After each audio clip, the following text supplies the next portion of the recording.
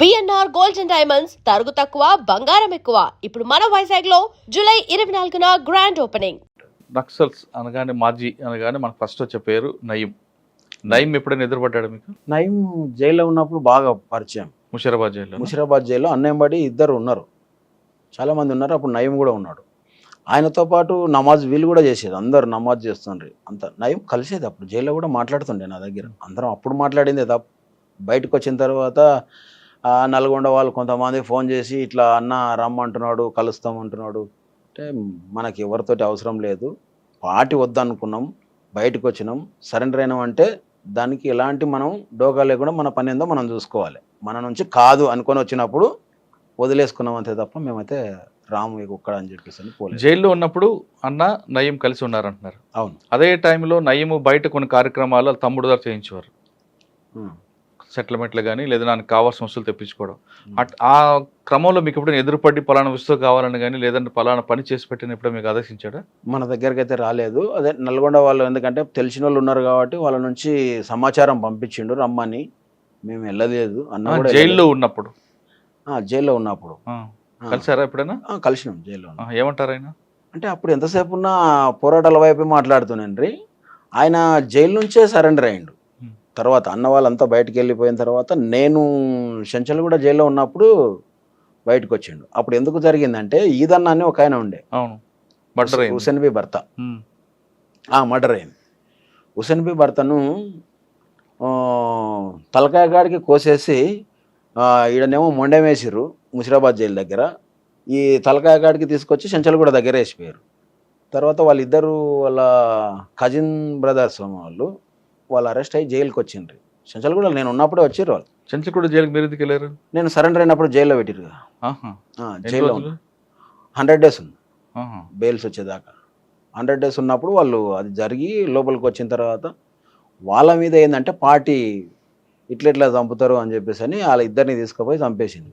Party చంపడం వల్ల ఈయన నయీం లోపలనే సరెండర్ అయ్యి బయటకు వచ్చేసి ఆ నుంచి అరాచకాలకు స్టార్ట్ అయింది. అంటే అటువంటి వాళ్ళు కొంతమంది, అందరూ కాదు, ఒక్కొక్కరికి ఒక సమస్య, ఒక ఇన్సిడెంట్ వల్ల ఇట్లా జరిగింటుంది. అంటే మీరు పార్టీలో వెళ్ళడానికి ప్రధాన కారణం హాస్టల్లో సరైన సౌకర్యాలు లేకపోవడం. విద్యార్థి దశ నుంచే మీకు జరిగిన అక్రమాలపై పోరాటం చేశారు. అక్కడి నుంచి ఇప్పుడు చివరిగా చెప్పండి, ఇప్పుడున్న పరిస్థితుల్లో విద్యార్థులందరూ కూడా ఇటువంటి సమస్యలు ఇప్పటికీ ఎదురవుతుంటాయి, ఇంకొక రకంగా అవుతుంటాయి. ఒక హాస్టల్ కాకపోవచ్చు, ఇంకో అవ్వచ్చు, భోజనం కాకపోవచ్చు, ఇంకొకటి అవ్వచ్చు.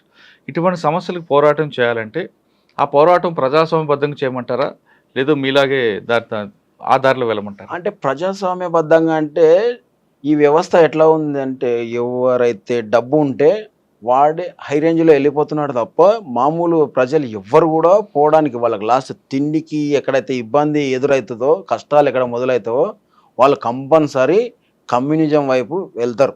ఏ విద్యార్థి అయినా కంపల్సరీ ఆలోచన స్టార్ట్ అవుతుంది. ఇంకా వీళ్ళు నిర్బంధం ఎంత చేస్తే అంత తొందర స్టార్ట్ అవుతుంది. ఇప్పుడు ఉన్నటువంటి ప్రభుత్వాలు చేసేటువంటి నిర్బంధాలను బట్టే చాలామంది ఆకర్షితులవుతారు. కమ్యూనిజం అనేది ఎప్పటికీ కూడా ఆగదు, ఖచ్చితంగా పెరుగుతుంది. తగ్గిపోతుంది అనేది అయితే మాత్రం ఉండదు. నేను ఆ విధంగా చెప్పవచ్చో చెప్పకూడదో కానీ అంటున్నా. ఎందుకంటే సమస్య వచ్చినోనికల్లా ఏమవుతాడంటే అటువైపు ఆలోచన చేస్తారు. చాలామంది స్టూడెంట్స్ చేస్తారు. ఇప్పుడు కాలేజీలో ఉన్నటువంటి పిల్లలు కూడా ఉద్యోగాలు లేవు. తెలంగాణ ప్రభుత్వం ఉన్నంతకాలం అసలు ఎవరికి కూడా రాలే, జాబ్సే వేయలే. ఇవాళ ఇప్పుడు కొత్త ప్రభుత్వం వచ్చింది, కాంగ్రెస్ ప్రభుత్వం, ఈయన వేస్తాడా వేయడకూడదు. అంటే ఇటువంటి వాళ్ళు ఎంతోమంది వెయిట్ చేస్తూ ఏమైపోతారంటే ఇవి ఇంతే, ఈ ప్రభుత్వాలు సవ్యంగా జరగవు కాబట్టి ఈ వ్యవస్థ నుంచి మారము అనే ఆలోచన వచ్చిన వాళ్ళందరూ కూడా మ్యాక్సిమం అటువైపు చూస్తారు, ఎప్పటికీ ఆగదు. అంటే నేను అంటున్నది ఏంటంటే ఒక రైలు టైపు ఈ నక్సలిజం అనేది అని అనుకుంటున్నా. ఇప్పుడు ఈ నుంచి ఢిల్లీ పోతుంది ట్రైను, సికింద్రాబాద్లో బయలుదేరేదంటే ఢిల్లీ దాకా వెళ్తుంది. దాంట్లో ఎక్కేవాళ్ళు ఎక్కుతూనే ఉంటారు, దిగేవాళ్ళు దిగిపోతూనే ఉంటారు, మళ్ళీ అక్కడ ఎక్కేవాళ్ళు ఎక్కుతుంటారు, లాస్ట్ గమ్యం అయితే చేరుతుంది. ఈ కమ్యూనిజం అనేది కూడా అట్లే ముందుకు వెళ్తుంది అనేది నా ఆలోచన, నా అభిప్రాయం.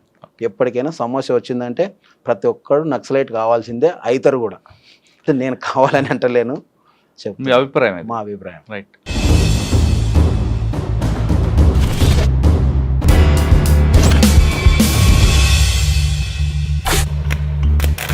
Welcome to I dream. గతంలో నక్సల్స్ ప్రభావం తీవ్రంగా ఉన్న సమయంలో గ్రామంలో ఉన్న కొంతమంది యువతీ యువకులు ఆ భావజాల ప్రభావంతోనో లేదా చుట్టుపక్కల ఉన్న సమస్యలు పరిష్కరించుదామనో దళం వైపు వెళ్ళారు. అలా నక్సల్స్లో కలిసిన తర్వాత వాళ్ళు ఎండనక వాననక చలనక రాత్రనక పగలనక చుట్టూ ఉన్న పోలీసులు మధ్యలో ఉన్న విష సర్పాలతో సాహసం చేస్తూ వాళ్ళు అడవిలో ఉన్నారు. అడవిలో ఉండి చుట్టుపక్కల గ్రామస్తులు కానీ లేదా ఆదివాసులకు కానీ చుట్టుపక్కల జరుగుతున్న అక్రమాలకు అడ్డుకొని వాళ్ళు నిరంతరం ప్రజల కోసం పోరాటాలు చేశారు.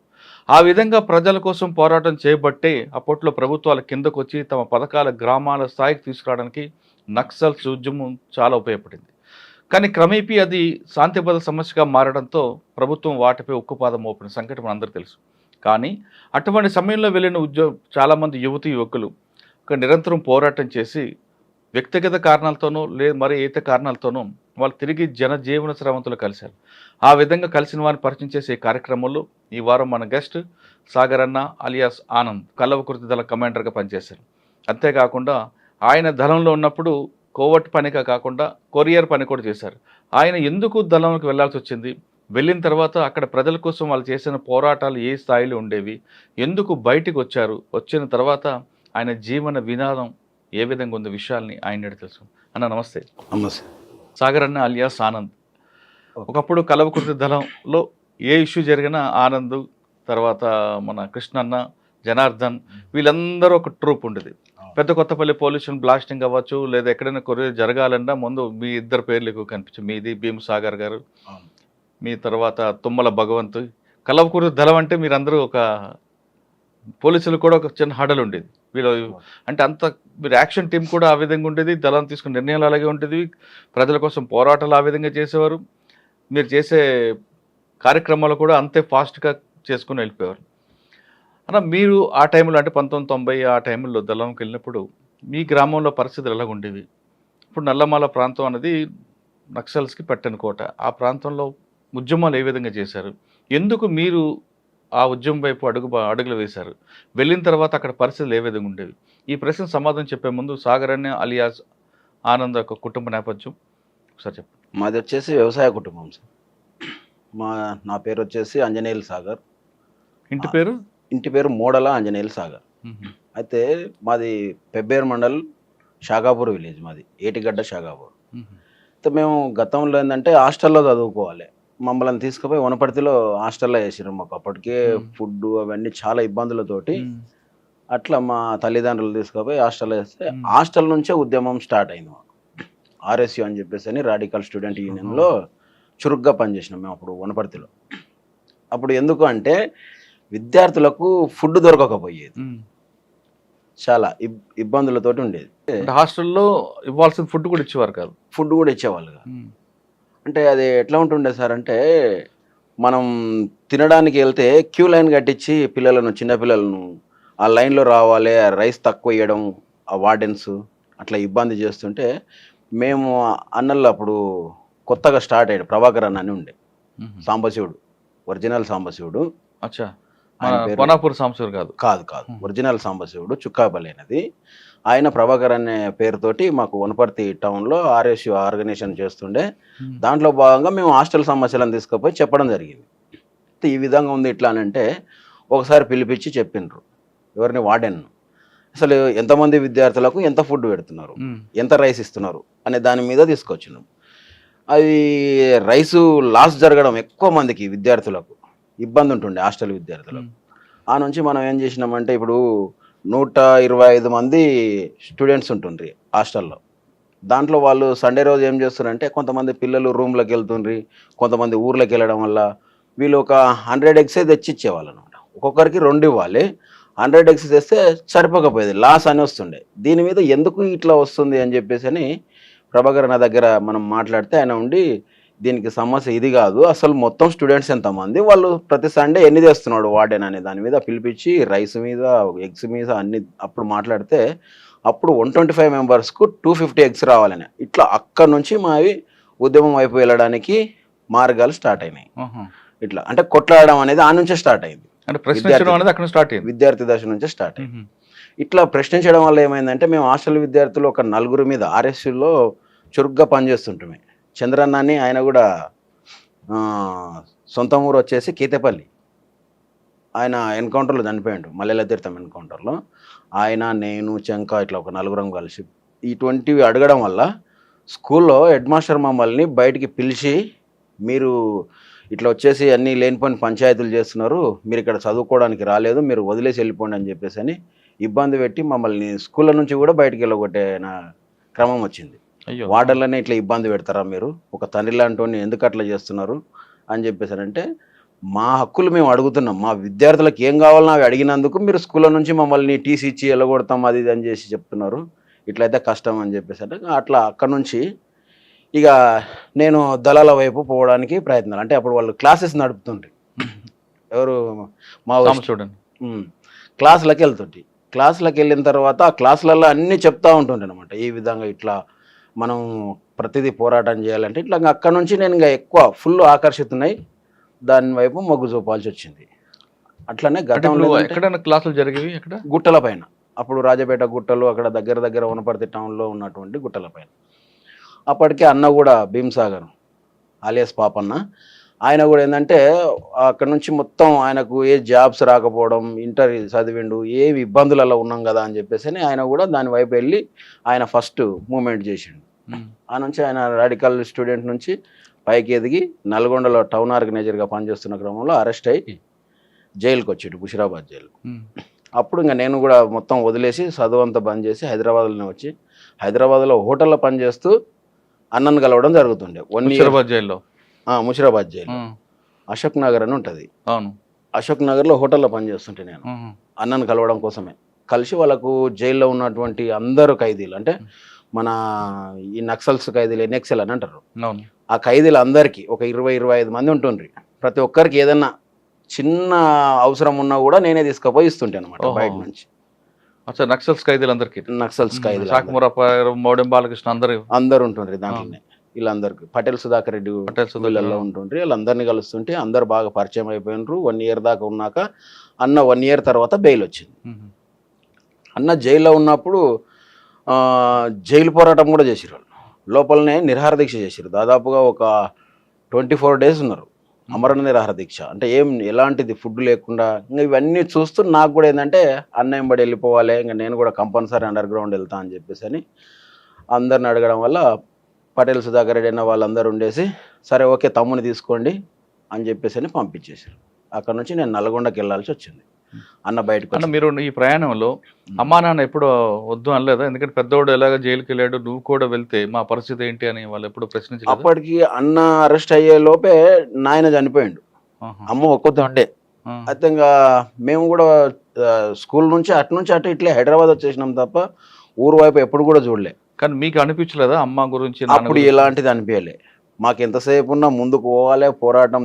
ఎందుకంటే ఈ వ్యవస్థలో ఉన్నటువంటి ప్రాబ్లమ్స్ అన్నీ మాకు ఇంత చిన్న ఏజ్లోనే ఇన్ని ఉన్నాయంటే ఎంతో మందికి ఎన్నో ప్రాబ్లమ్స్ ఉన్నాయి. మధ్యతరగతి కుటుంబాలు, బీద కుటుంబాలు, ఇటువంటి వాళ్ళకల్లా చాలా కష్టాలు ఉంటాయని చెప్పేసి ఆ నుంచి ఇక అటువైపే అడుగులు వేయాల్సి వచ్చింది. అంటే నల్గొండ నుంచి వచ్చారు, నల్గొండకి వెళ్ళి ముషిరాబాద్ టు నల్గొండ. అక్కడ ఎవరు మీకు బాధ్యుడు? మాకు విజయక్క అని దళ కమాండర్. అప్పుడు రాచకొండ దళంలో నేను ఫస్ట్ టైం రాచకొండ దళంలో దళ సభ్యునిగా నన్ను తీసుకున్నారు. అక్కడ ఎక్కడ కలిసారు? రాచకొండలో పెద్దంబర్పేట దాటిన తర్వాత అక్కడ నుంచి ఒక చిన్న విలేజ్ వస్తుంది. ఇక నాకు అప్పుడు అంతా ఐడియా లేదు, ఫస్ట్ టైం వెళ్ళినాం కాబట్టి అక్కడ నుంచి ఒక చిన్న విలేజ్ దగ్గరకు పోతే అక్కడ వచ్చేసి మనం పికప్ తీసుకొని పోయారు. నైట్ వచ్చి వాళ్ళు ఒక ఇంట్లో పోయి ఉన్నాము, మధ్యాహ్నం అట్లా పోయి వాళ్ళు నైట్ వచ్చిన తర్వాత నైట్ తీసుకుపోయారు. అక్కడ నుంచి దళంని వెళ్ళిపోయినాయి. అన్న దళంలో తీసుకొని వెంటనే మీకు యూనిఫామ్ ఇవ్వడం చేశారా? లేదు కొంతకాలం మీకు అబ్జర్వేషన్ పెట్టి చిన్న చిన్న పనులు చేయించి తర్వాత యూనిఫాము వెపన్ ఇవ్వడం చేశారా? కొంతకాలం ఒక నెల రోజులు ట్రైనింగ్, వెపన్ గురించి, ఫైరింగ్ ఏ విధంగా చేయాలి అవన్నీ నేర్పిస్తూ సెంట్రీలు చేయడం, ఇటువంటి వల్ల అలవాటు అయిన తర్వాతనే దళ సభ్యునిగా ప్రమోట్ చేశారు. అక్కడ నుంచి నేను అంటే ఇందులో భాగంగా ఈ నెల రోజుల్లో భాగంగా వెపన్ ఒకటే కాకుండా రాజకీయ తరగతులు అటువంటి నేర్పారా? అప్పుడు అక్కడ లేదు. అది వాళ్ళు ఆల్మోస్ట్ ఆ దళం అంతా వాళ్ళ ప్రోగ్రామ్ ప్రకారంగా తిరుగుతూ ఉంటుంటారు. ఏ దళం అన్నది? రాచకొండ దళం. ఆ ప్రోగ్రామ్స్ అంతా అయిపోయిన తర్వాత ఒక 5 months అట్లా అయింది. 5-6 months తర్వాత మళ్ళీ అక్కడ నుంచి నన్ను నల్లమల్ల అడవికి తీసుకుపోయారు. అంటే ఈ దళాలన్నీ అక్కడ ఏర్పాటై కలిసినాయి అనమాట. నల్గొండ నుంచి ఒక 2-3 దళాలు వచ్చినాయి, తర్వాత ఈ మహబూబ్నగర్ దళాలు అన్నీ కలిపి అప్పుడు క్లాసులు అక్కడ స్టార్ట్ అయినాయి. రాచకొండ దళంలో మీరు 5 నెలలు పనిచేశారు. ఆ క్రమంలో రాచకొండ దళంలో ఎక్కువగా కరువు దాడులు జరిగేవి. అప్పుడు నేనేం లేను లేదా? కరువు దాడిలో. ఏ దాడిలో కూడా లేరు. అక్కడ అంటే ప్రజల్లో అవగాహన తేవడం వరకే మీరు. అప్పుడు తర్వాత అక్కడ నుంచి అక్కడ పోయిన తర్వాత అప్పుడు నన్ను మహబూబ్నగర్ కల్వకుర్తి దళానికి అటాచ్ చేసారు. అక్కడ క్లాసెస్ ఎంత అయిపోయిన తర్వాత నన్ను ఎన్ని రోజులు అయిన క్లాస్ అక్కడ? 1 మంత్ అట్లా జరిగింది. ఎక్కడ? కల్వకుర్తిలోనా? నల్లమలలో. ఎక్కడ? నల్లమల్ల ఎక్కడ కరెక్ట్ గా? Nallamala forest, big forest. ఇంకా అది ఎర్రపెంట, అట్లా పెంటల పైన ఎర్రపెంట అట్లా ఉంటాయి, పెంటలు ఉంటాయి పైన. ఆ పెంటలకు దగ్గరలో వాటర్ సోర్స్ ఉన్న ఏరియాలలో మొత్తం క్లాసెస్ వేస్తుంటారు. అట్లా చాలా పెద్ద పెద్ద క్యాంపులు జరుగుతాయి. చాలా సార్లు జరిగినాయి క్యాంపులు. అక్కడ నుండి మీకు కల్వకుర్తి దళంలో ఉన్నా. కల్వకుర్తి దళంలో మ్యాక్సిమం దాదాపు ఒక 1 year పైనే కల్వకుర్తి దళంలో పనిచేసిన తర్వాత నాగన్న అని ఉండే ఆయన, ఇంటికి వెళ్ళిపోయింది ఆయన. అప్పుడు DCS జిల్లా కమిటీ మెంబర్గా ఉండే ఆయన. ఏంటంటే తమ్ముడు చాలా యాక్టివ్గా ఉన్నాడు, యాక్టివ్గా తిరుగుతున్నాడు, అన్ని పనులు చేస్తున్నాడు. ఇట్లాంటప్పుడు మనం ఈ తమ్ముడిని కొంచెం కొరియర్గా వాడుకోవడం అవసరం వచ్చింది అని చెప్పేసి అని DCSకు నన్ను కొరియర్గా పెట్టడం జరిగింది. కల్వకుర్తి దళంలో మీకు అప్పుడు ఎవరు కమాండర్? కల్వకుర్తి దళంలో అశోక్ అన్న. అశోక్ ఆయన సొంత ఊరు వచ్చేసి కొల్లాపూర్ దగ్గర అమ్మాయిపల్లి. సొంతం పేరు నరసింహ, ఆయన అలియాస్ పేరే అశోక్. సంవత్సరం పాటు కల్వకుర్తి దళంలో కొరియర్ గా ఉన్నారు. కొరియర్ కాదు, దళంలో పనిచేసిన తర్వాత ఆ నుంచి కొరియర్కి తీసుకున్నా. ఈ సంవత్సరం పాటు దళంలో పనిచేసినప్పుడు మీకు బాగా గుర్తుండిపోయిన సంఘటన చెప్పండి. ప్రజలకి దగ్గరకు వెళ్ళి వాళ్ళ సమస్యలు పరిష్కరించిన దాంట్లో ఏం చేశారని? మేము కూలి పోరాటాలు అంటే ఈ మహిళలు వీళ్ళల్లో ఉన్నారు కదా, కూలి పోరాటాలు ఏంటంటే అప్పుడు 10 రూపాయలు కూలి ఇస్తుండేనమాట. చాలా ఇబ్బంది వాళ్ళకు, అసలు ఇల్లు గడవాలంటే కూడా ఇబ్బందులు ఉంటుండే. అప్పుడు కూలి పోరాటాల మీద దాడులు చేస్తుంటే ఊర్లలో పోయి పెద్ద పెద్ద భూస్వాములను, రెడ్లు అటువంటి వాళ్ళలో ఉంటుండ్రి వాళ్ళ దగ్గర. ఎందుకంటే ఒక్కొక్క భూస్వామి అంటే 350 ఎకరాలు, 500 ఎకరాలు, 1700 ఎకరాల భూమి ఉన్నోళ్ళు ఉన్నారు. కుందారం భూములు అని చెప్పేసి అని అజిలాపురం నరసింహారెడ్డి, ఆయన పేరు ఏదో నరసింహారెడ్డి అనుకుంటా, ఆయనకు వచ్చేసి 1700 ఎకరాల భూమి ఉంది. ఆ 1700 ఎకరాల భూమిలో మొత్తం 4 గ్రామాలు ఉంటాయి. అజిలాపురం, జిరాన్ఖాన్పల్లి, బైరాపురం ఇటువంటి ఊర్లన్నీ కలిపి అన్ని భూములల్లో అక్కడనే వాళ్ళ దాంట్లో చెట్లు తాళ్ళు అంటారు, అంటే తాటి చెట్లు ఉండే. ఆ తాళ్ళు కూడా వాళ్ళ దాంట్లోనే ఉంటే దాంట్లో ఉదయం లేస్తే వాళ్ళ పొలంలోనే తిరగాలి. ఇన్ని భూములు ఉండి ఎలాంటి కూలి పోరాటాలు చేసి అప్పుడు కూలి పోరాటాలు చేయించి వీళ్ళకు కూలి రేట్లు పెంచాలి అని చెప్పేసి 10 నుంచి 20 రూపాయలు పెంచి ఈ విధంగా కూలి పోరాటాలు అందరిని తీసుకొచ్చి మాట్లాడి చెప్పి చేసినటువంటివి చాలా ఉన్నాయి. అందులో భాగంగా దాడులు జరిగాయా? తీసుకుపోయి కొట్టడం కూడా జరిగింది. కొంతమంది వినకపోతే వాళ్ళను కొట్టడం కూడా జరిగింది అన్న. అదొక్కటే కాకుండా కల్వకుర్తి దళం వడ్డీ వ్యాపారస్తులకు ఎక్కువ పడ్డారు కదా అప్పుడు మనకు అంతగానం వడ్డీ వ్యాపారం ఎదురుపడలేదా? తెలియదు. ఇక అప్పుడు ఎక్కువ భూ పోరాటాలు, కూలి పోరాటాలు ఫుల్. అజిలాపురం భూమి మీద అయితే చాలా సార్లు పోరాటం చేసినాం. ఊర్లో పోయి భూములు పంచిచ్చినాం చాలా మందికి. ఎందుకంటే వాళ్ళ భూమి 1700 ఎకరాల భూమి ఉన్నప్పుడు మోహన్ రెడ్డి, ఆయన కుందారం భూమి ఓనర్, ఆయన పిల్లలు అంతా అమెరికాలోనే ఉంటున్నారు, ఆయన ఒక్కడే ఉంటుండేడ. ఆయన భార్య ఆయన్ను ఉంటుండ్రి. ఇంకా వాళ్ళని తీసుకుపోయి ఒకసారి కొట్టినాం మోహన్ రెడ్డిని. ఈ భూములలో పంచుతున్న క్రమంలో అన్ని ఇంకా పోలీస్ కేసులు అవన్నీ చాలా మంది మీద పెడుతుండే. అందుకే అజిలాపురం నుంచి చాలా మంది నక్సలిజం వైపు ఎక్కువ మొగ్గు చూపి వచ్చేసారు ఆ పోరాటం చూసి.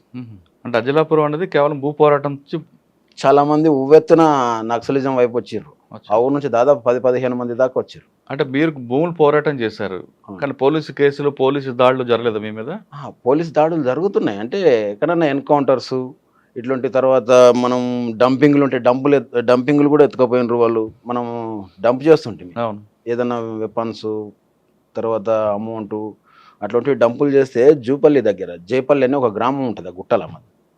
ఆ గుట్టలో డంపు మొత్తం వచ్చేసి పోలీసులు అంత దాడి మొత్తం వీళ్ళు ఏమంటారు సార్, అవి గుంతలు తీసే టైప్, చెట్లు నాటడానికి అని మొక్కలు తీస్తున్నప్పుడు డంప్ వెళ్ళింది.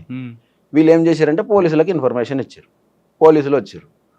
మేము ఆ రోజు ఇప్పుడున్న ఈ కొండారెడ్డిపల్లిలో ఉన్నాం. ఆ రోజు షెల్టర్ ఇంట్లో ఉన్నాం. పోలీసులు వస్తున్నారు, మొత్తం ఇన్ఫర్మేషన్ తెలిసిపోయింది అని చెప్పేసి అనేసరికి మేము అంతా ఆ ఇంట్లో నుంచి మధ్యాహ్నమే బయటికి వెళ్ళాల్సి వచ్చింది. కొండారెడ్డిపల్లి అంటే ఇప్పుడున్న సీఎం వాళ్ళ ఊరే, సొంత ఊరు. రేవంత్ రెడ్డి గారు. రేవంత్ రెడ్డి గారు పొలకంపల్లి దాటిన తర్వాత ఉంటుంది రేవంత్ రెడ్డి గారు ఊర్లో. మేము ఆ రోజు ఉన్నాము. పోలీసులు వచ్చారంటే ఏంటి కోసం వచ్చారనేది తెలియదు. మొత్తం పెద్ద బ్యాచ్ వచ్చింది, దిగింది అనేసరికి మన షెల్టర్ అర్థమైపోయినట్లుంది, తెలిసిపోయింది. మనం అంతా ఈ నుంచి వెంటనే బయటికి వెళ్ళాలని మేము బయటికి వెళ్ళినాం. పట్టపగలు ఊర్ల నుంచి బయటికి వెళ్ళి అంతా పరేషాన్గా యూనిఫామ్ లోనే వెళ్ళారు. యూనిఫామ్ లోనే. ఎంతమంది ఉంటారు అప్పుడు? వెపన్స్ అన్ని మా దళం అప్పుడు 9 మంది ఉన్నాం. అన్ని ఎదుర్కోవడానికి కూడా రెడీగానే ఉంటాం. మరి అప్పుడు ప్రజలు ఏమైనా అడ్డుకోలేదా? ప్రజలు ఏం అడ్డుకోరు, ప్రజలు ఫుల్ సపోర్ట్గానే ఉంటారు మనకు.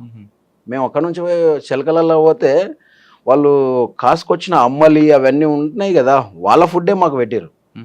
ఆ టైంలో తిని అట్లనే పోయి బయటకు వెళ్ళిపోయినాం. అప్పట్లో మీకు ఆయుధాలు కానీ డ్రెస్సులు కానీ ఎక్కడి నుంచి వచ్చేవన్నా? డ్రెస్సులు అంటేనేమో షాప్లో వాళ్ళు ఇస్తుండ్రి. మరి అది దళ కమాండర్కి తెలిసి ఉంటుంది వాళ్ళు ఏ విధంగా తెస్తారు అనేది. బట్టల షాపుల నుంచి తెచ్చి కుట్టిస్తుంటే అంతా మనకు తెలిసిన పార్టీ వాళ్ళే కుట్టిస్తుంటారు. వెపన్స్ ఎంతసేపు ఉన్న పోలీస్ స్టేషన్ల మీద దాడులు చేసి తీసుకురావాల్సిందే. మనం ఎక్కడ కొనడం అనేది ఏమి ఉండదు. మనకు కావాల్సినటువంటి సామాగ్రి అంటే మన దళాలు అప్పుడు బాగా పెరుగుతున్నాయి. మేము ఉన్న టైంలో 96, 97 ఆ టైంలో విపరీతమైన రిక్రూట్మెంట్ ఉంది మాకు. అప్పుడు దాడులకు ఎక్కువ ప్రాధాన్యత ఇచ్చేది. అంటే 3 జిల్లాలు మహబూబ్ నగర్, ఉమ్మడి మహబూబ్నగర్, నల్గొండ, మెదక్, ఈ 3 జిల్లాలు దక్షిణ తెలంగాణ. ఈ దాడులు ఏ విధంగా చేయాలంటే 3 దగ్గరలో చేయాలి ఒక సంవత్సరంలో. అట్లా మా దగ్గర వచ్చేసి పెద్ద కొత్తపల్లి పోలీస్ స్టేషన్ పేల్ చేయడం జరిగింది. అది మీరున్న సంవత్సరంలోనే? మేము ఉన్న సంవత్సరంలో. అంటే నేను అప్పుడు కల్వకుర్తిల నుంచి ఇతలికి వచ్చేసిన. నేను అప్పర్ ప్లాట్కి వచ్చిన. అప్పర్ ప్లాట్కి వచ్చిన తర్వాత నన్ను యాక్టివ్గా ఉన్నాడు, దాడులలో ఏదానికైనా బలంగా ఉంటున్నాడు అని చెప్పేసి అని ఇక నన్ను స్పెషల్ గేర్ల స్క్వాడ్లకు తీసుకున్నారు. SGS అనే దళం అప్పుడు కొత్తగా ఏర్పాటు చేశారు. అదేంటంటే దాదాపు ఒక 15 మందితోటి ఏర్పాటు చేశారు. మీరు ఇంకెవరు ఉన్నారు అందులో? ఇప్పుడు చనిపోయిన సాంబశివుడు ఉన్నాడు, ఐలన్న, ఆయన మా దళానికి కమాండర్ SGS. ఇక దాంట్లో ఇప్పుడు నేను చెప్పిన చంద్రన్న, కేతపల్లి చంద్రన్న, జనార్దన్ ఆయన పేరు. ఆ జనార్దన్ పేరే ఈయనకు జనార్దన్ అని ఇప్పుడు వచ్చిన ఈయనకు పెట్టిరారు. అంటే మారుస్తూ ఉంటాం. మన వాళ్ళు ఒక ఆయన చనిపోయిన తర్వాత ఆ పేరు డెవలప్మెంట్ కావాలి కాబట్టి పేరుని చేంజ్ చేస్తాం. ఇప్పుడు సాంబశివుడు చనిపోయిన తర్వాత ఐలన్నకు ఆ పేరు పెట్టినాం. ఎందుకంటే ఆయన జిల్లా కమిటీ మెంబర్గా సెలెక్ట్ అయ్యి ఉన్నాడు కాబట్టి ఆయనకు ఆ పేరు పెట్టినాం అనమాట. ఎందుకంటే ఈయన కూడా అప్పుడు DCS లెవెల్ చేసిండు సాంబశివుడు, ప్రభాకర్ అని. మాకు మొత్తానికి ప్రభాకర్ ఫస్ట్ నుంచి మమ్మల్ని విద్యార్థి దశ నుంచి తీసుకుపోవడానికి కారణం ఆయన్నే. ప్రభాకర్ ఆయన్నే అంటుండే, తమ్ముడు నువ్వు విద్యార్థి దశలోనే నువ్వు చిన్న పిల్లగాడు, అట్లాంటిది నాతోటి భుజంతో భుజం కలిపి నాతోటి యుద్ధానికి వచ్చినావు, నువ్వు చాలా గ్రేట్ తమ్ముడు అని చెప్పేసి అని మంచిగా ప్రోత్సహిస్తుండే కలిసినప్పుడల్లా. అంటే దళాలు అప్పుడప్పుడు కలుస్తుంటాయి. నల్లమలలోనే ఎక్కువ మేము మీటింగ్స్ ఏర్పాటు చేసేది. కలవకొత్త దళం ఉన్నప్పుడే పెద్ద కొత్తపల్లి దాడా? తర్వాత నేను SGSలోకి వచ్చిన తర్వాత దాడి. ఈ సంవత్సరంలో మీకు గుర్తుండిపోయిన సంఘటనలు చెప్పారు. ఐజలాపల్లి, తర్వాత నర్సం, కొండారెడ్డి, ఇవన్నీ కూడా. అవును, కొండారెడ్డి. అది కాకుండా మీ మీద అటాకులు జరిగాయని తప్పించుకున్నారు ఎక్కడైనా ఈ సంవత్సరంలో? అంటే జరిగినాయి కొన్ని దగ్గరలో. మేము ఏంటంటే అంటే కాల్పులు జరగకుండా తప్పించుకొని పోయిన కాలాలు ఉన్నాయి. మేము ఒకసారి అనురాధ అని ఉండే డీజీ ఆమె ఒకసారి. ఎక్కడ అనురాధ? డీజీ కదా, ఎస్పీ ఉండే. మహబూబ్ నగర్ ఎస్పీ కాదు ఆమె, ఇక్కడ నుంచి వచ్చింది ఆమె. అయితే కొల్లాపూర్ వెళ్తున్నది. మేము ఆదిరాల దగ్గర, ఆదిరాల పక్కల, అది ఊరు పేరు ఐడియా వస్తలేదు. మేము ఆ ఊర్లకు ఎంటర్ అవుతున్నాం. ఆ ఊర్లోకి ఎంటర్ అయ్యే క్రమంలో పోలీస్ జీప్ కనబడి మేము రిటర్న్ వెళ్ళిపోయినాం. ఇద్దరమే ఉన్నాం. వాళ్ళు ఎవరో వీళ్ళు నక్సలైట్లు లాగా ఉన్నారు, కార్ ఆపండి అని చెప్పేసి ఆమె మా మీదకి ఎంటబడ్డారు మొత్తం వెపన్స్ తీసుకొని. అప్పుడు మేము పోయి మా దగ్గర హ్యాండ్ గ్రెనేడ్స్ ఉంటుండే, ఒక గ్రెనేడ్ వేసేసరికి అంతా వాళ్ళు అలర్ట్ అయిపోయి ఎక్కడికక్కడ ఆగిపోయారు. ఇక మేము ఆ నుంచి రిట్రీట్ అయ్యి వెళ్ళిపోయినాం. అనురాధ గారు అంటే ఇప్పుడు మహబూబ్ నగర్ ఎస్పీ చేశారు ఆవిడ. ఈజీ ఉండే ఆమె. అప్పుడు మనకు అంత పెద్దగా తెలియదు, మనం అండర్ గ్రౌండ్లో ఉన్నాం కాబట్టి తెలియదు. ఏఎస్పీ అనుకుంటామే అప్పుడు. ఏఎస్పీ అనురాధ అనే టైం ఉండే. అక్కడ తర్వాత ఎక్కడ జరిగారు? డైరెక్ట్గా SPGకి వచ్చారా? తర్వాత నేను కొరియర్గా ఎక్కువ తిరుగుతుంటే ఆ నుంచి కొరియర్ తీసుకున్నారు నన్ను. అంటే స్పెషల్ గేర్ల స్క్వాడ్లో ఉంటూనే కొరియర్గా పంపిస్తుంటే అనమాట. కొరియర్గా ఎంతకాలం పనిచేశారు? కొరియర్గా అంటే అండర్ గ్రౌండ్లో ఉంటూనే నేను బయటికి వెళ్ళడం. ఎంతకాలం చూసారు కొరియర్గా? ఇంకా అక్కడ నుంచి నేను ఇంకా కొరియర్గా ప్రతి దానికి నేనే బయటికి వెళ్ళడం. ఒక సంవత్సరం పనిచేశారా? చేసింటాం. మీరు సంవత్సరం పాటు కొరియర్గా పనిచేశారు. మావోయిస్ట్ పార్టీలో అంటే ఇప్పుడు మావోయిస్ట్ అప్పుడు నక్సల్స్ పార్టీలో దళంలో పీపుల్స్ వార్ సిపిఐఎంఎల్ పీపుల్స్ వార్లో కొరియర్ వ్యవస్థ అంటే ఎలా ఉంటది? అంటే ఒకరికి ఉత్తరాల ద్వారా అప్పుడంటే ఫోన్లు ఉండేవి కావు. అవును. కొరియర్ అంటే ఒక చీటీలు లేదా బుక్స్ దాంట్లో రాసి పంపించేవారు. ఆ వ్యవస్థ ఎలా పనిచేస్తుంది అన్న? ఒక వ్యక్తికి ఒక దళంని ఇంకో దళానికి సమాచారం ఇవ్వాలంటే ఏ విధంగా కొరియర్ వెళ్తుంది, ఎన్ని రోజులు పడుతుంటది? ఇప్పుడు ఒకవేళ స్టేట్ కమిటీ నుంచి సెంట్రల్ కమిటీ మెసేజ్ పోవాలంటే, లేదా సెంట్రల్ కమిటీ మెసేజ్ స్టేట్ కమిటీకి రావాలి, స్టేట్ కమిటీ నుంచి డీసీకి రావాలంటే ఈ వ్యవస్థ ఎలా నడుస్తుంది, ఎన్ని రోజులు పట్టేది? అయితే అండర్ గ్రౌండ్ ఉంటూనే మాది నడుస్తున్నటువంటిది కొరియర్ వ్యవస్థ ఏంటంటే మా డిసిఎస్ జిల్లా కమిటీ సెక్రటరీ ఎవరైతే ఉంటారో ఆయనతోటే నేను పని చేయాలి. అంటే ఆయన పంపించిన దాన్ని నేను తీసుకుపోయి ఇవ్వాలి. ఎట్లా ఇప్పుడు నల్గొండ డిసిఎస్ ఉంటాడు, నల్గొండ వాళ్ళు మన దగ్గరికి పంపిస్తారు. వాళ్ళకు కూడా సేమ్ డిసిఎస్కి ఎట్లయితే ఒకరు ఉంటారో ఇక్కడ మేము ఉంటాం కదా, ఆ కొరియరు ఆయన వస్తుంటాడు. మెదక్ నుంచి ఉండేట ఆయన మెదక్ నుంచి వస్తుంటాడు. ఇట్లా ఏ డిస్టిక్ వాళ్ళు ఆ డిస్టిక్ నుంచి వచ్చి మేము ఏర్పాట్లు అయింది. ఇప్పుడు మా మహబూబ్నగర్ డిస్టిక్లో జడ్చర్ల అనే టౌన్ ఉంది. నేను జడ్చర్ల టౌన్కు వాళ్ళు ఆ పార్టీ ఇచ్చినటువంటి లేఖను తీసుకొని వచ్చి చిటి ఆడ వచ్చి ఆగుతాం. ఇప్పుడు మా జడ్చర్లలో రైల్వే స్టేషన్లో ఎక్కువ పెట్టుకుంటుంటే రైల్వే స్టేషన్కు ఎక్కువ మంది పెద్ద అబ్జర్వేషన్ ఉండదని చెప్పేసి అని మేము అక్కడ సైలెంట్గా ఉంటుంది వాతావరణం. అక్కడ కలవాలంటే ఇప్పుడు ఇండియా టుడే బుక్స్ ఉంటుండే, అప్పుడు ఇండియా టుడే బుక్ లేకపోతే సోప్స్ ఈటా సోపు అది ఏదైతే అనుకుంటామో ఆ విధంగానే ఆడికి వచ్చి ఒకరికొకరం కలిసేవాళ్ళం. ఇప్పుడు నేను ఇండియా టుడే బుక్ పట్టుకొని చూస్తున్నా అంటే వాళ్ళు నా దగ్గరికి ఆ పర్సన్ వస్తాడు. నేనేంది ఆయన దగ్గర ఈట సోప్ ఉందా అని అనుకుంటే ఆయన దగ్గర ఆ సోప్ ఉందంటేనే ఆయన దగ్గర కలుస్తాం. అది ఏ విధంగా అంటే టైం టు టైం ఉంటుంది. ఉదయం 10 గంటలకనంటే 10 గంటల నుంచి 10 గంటల 15 నిమిషాల వరకే వెయిట్ చేయాలి. తర్వాత 11 గంటలకు ఉంటుంది, 10 నుంచి 11, మళ్ళీ 11 గంటల నుంచి మళ్ళీ 15 నిమిషాలే చూస్తాం. ఆ 2 టైంలు అయిపోయినంటే ఆ ఏపీటీ మనం మళ్ళీ పోము. ఎందుకంటే ఆటోమేటిక్గా ఆయన అరెస్ట్ అన్న అయ్యి ఉండాలి, లేకపోతే ఏదో ప్రాబ్లం అయ్యి ఉంటుంది రాలేకపోయింది అనేది. మళ్ళీ పోయినామనుకో పోలీసులు అటాక్ చేయడానికి ఎక్కువ అవకాశం ఉంటుంది. అట్లనే ఒకసారి జరిగింది మాకు నల్గొండ కొరియర్కు. నాకు ఆయన చంద్రన్న అని ఉండే నల్గొండ కొరియర్. నేను మహబూబ్నగర్ నుంచి పోయినాం. షాద్నగర్ బస్టాండ్లో మాకు అపార్ట్మెంట్ ఉంది, ఏపీటీ ఉంది. ఏపీటీ ఏడ ఉంది అంటే బస్టాండ్లో క్యాంటీన్ హోటల్ ఉంటుంది. ఆ క్యాంటీన్ హోటల్లో పోయి కూర్చున్నాం. అయితే ఆ రోజు నేను పోయిన రోజు ఏమైందంటే ఆ క్యాంటీన్ బంద్ ఉంది. క్యాంటీన్ బంద్ ఉండడం వల్ల నేనేం చేసిన అంటే బయటనే కూర్చున్నాం, బయట బస్సులు పోయి. ఇక బస్ స్టాప్ నుంచి దాదాపు కొంచెం దూరం ఉంటుంది, ఒక 150 గజాలు 200 గజాల దూరం ఉంటుంది ఆ రోడ్డుకు, అది బస్ స్టాప్ లోపలికి రావడానికి. ఈయన అరెస్ట్ అయ్యాడు, చంద్రన్ అనేట ఆయన నల్గొండలో ఆయన అరెస్ట్ అయ్యాడు. ఆయన అరెస్ట్ కావని ఆయన అప్పుడు అంటే సంజీవ్ అనే దగ్గర కొరియర్ అనమాట. సంజీవ్ అన్న అంటే స్టేట్ కమిటీ. ఆ సంజీవ్ అన్న కొరియర్ రావడం వల్ల అరెస్ట్గా అయ్యిండని చెప్పేసి పోలీసు వాళ్ళు ఏపీటీ మొత్తం క్లియర్ చెప్పేసిండు. ఇక పోలీసు వాళ్ళు వ్యాన్ ఆపి అక్కడ నుంచి దిగి పరిగెట్టుకుంటూ వస్తున్నారు. నేను చూస్తూ వెంటనే లేచి వేరే బస్సులో పోయి చక్కగా పోయి కూర్చున్నా. నాకు అర్థమైపోయింది ఇమ్మీడియట్లీ సమ్ ఏదో అరెస్ట్ అయ్యిండు, లేదంటే నా అడ్రస్ అన్న చెప్పిండు, ఈయన ఏదో జరిగింది అని చెప్పేసి. ఆ బస్సు ఎక్కడ పోతుందో తెలియదు కానీ ఎక్కి బస్సు ఏడిపోతే ఆడికి ఒక టికెట్ తీసుకొని ఎక్కి చాలా దూరం పోయిన తర్వాత ఒక విలేజ్ దగ్గర దిగి అక్కడే ఉండి ఛాయ్ ఇంత ఒక బన్ను తిని మళ్ళీ రిటర్న్ వచ్చేసి హైదరాబాద్కి వెళ్ళేసి వచ్చిన. అట్లా జరుగుతుంటాయి. ఆయన అరెస్ట్ అయ్యిండు, సంజీవ్ అన్న అరెస్ట్ అయ్యింది అని చెప్పేసి అని నల్గొండలో రైల్వే ట్రాక్ వేల్చేసారు. రైల్వే దగ్గర మన వాళ్ళు పోయారు, అక్కడ నల్గొండ వాళ్ళు సంజీవ్ అన్న అరెస్ట్ అయ్యింది. ఎందుకంటే కొరియర్ అరెస్ట్ అయ్యిందంటే డీసీ ఆయన సెంట్రల్ స్టేట్ కమిటీ సెక్రటరీ కూడా అరెస్ట్ అయ్యిండేమో అనే దాని నుంచి దాడి చేశారు. ఆయన ఒక్కరిని అరెస్ట్ చేస్తే ఆయన వెంటనే కోర్టుకు హాజరుపరచాలి 24 గంటలు అని చెప్పేసి దాడి జరిగింది. అది వెంటనే నాకు నెక్స్ట్ డే చూసుకొని నేను రిటర్న్ మళ్ళీ వెళ్ళిపోయాను అనమాట. ఇప్పుడు ఈ ప్లాన్ ఎంత ఉంది కదా, మీరు షాద్నగర్ బస్ స్టాండ్లో ఉండాలని, లేదా జడ్చర్ల ట్రాక్ దగ్గర ఉండాలని, ఈ సబ్బు వాడాలని, లేదా ఈ పేపర్ పట్టుకోవాలి, ఇదంతా ఎవరు చెప్తారు మీకు? మాకు ఇక్కడ డిసిఎస్ చెప్పి పంపిస్తుంటాడు. ఆయనకి ఎలా తెలుస్తుంది? మొదలే మాట్లాడుకుంటారు. ఇప్పుడు వాళ్ళు ఫస్ట్ మనం పంపించే లెటర్లన్నా రాసి పంపిస్తుంటారు. అది ఏ విధంగా రాస్తుంటారు అనేది మొదలే ఉంటుంది ఆ ప్లాన్. ఆ ప్రకారంగానే మాట్లాడతాం. ఇప్పుడు మేము మళ్ళీ ఈ నుంచి రిటర్న్ అయిన తర్వాత దళాన్ని కలవాలంటే కూడా మళ్ళీ ఏపీటీ ఉంటుంది. ఒక విలేజ్ ఉంటుంది, గుండూరు అనే విలేజ్ ఉంది అనుకుందాం. గుండూరు అనే విలేజ్ కాడ ఊరు నుంచి ఒక 300 గజాల దూరంలో వచ్చి మనం వెయిటింగ్ చేయాలి. అంటే రోడ్డు మీద ఉండకుండా బయట ఉంటాం. దళం నుంచి వచ్చినటువంటి పర్సన్లు మనం పేరు పెట్టి పిలుస్తారు, ఏమన్నారు జంగయ్య అని అంటారు. అట్లా మనం దానికి రెస్పాండ్ అయ్యి వీళ్ళు మనోళ్ళే, అరే వస్తున్నారు అని చెప్పేసి అని ఇంకా కలుసుకుంటాం అనమాట. అంటే పేర్లు అంటే మనం అనుకునే కోడ్ తోటే నడుస్తుంటుంది అట్లా. ఆ విధంగా కలిసేవాళ్ళం.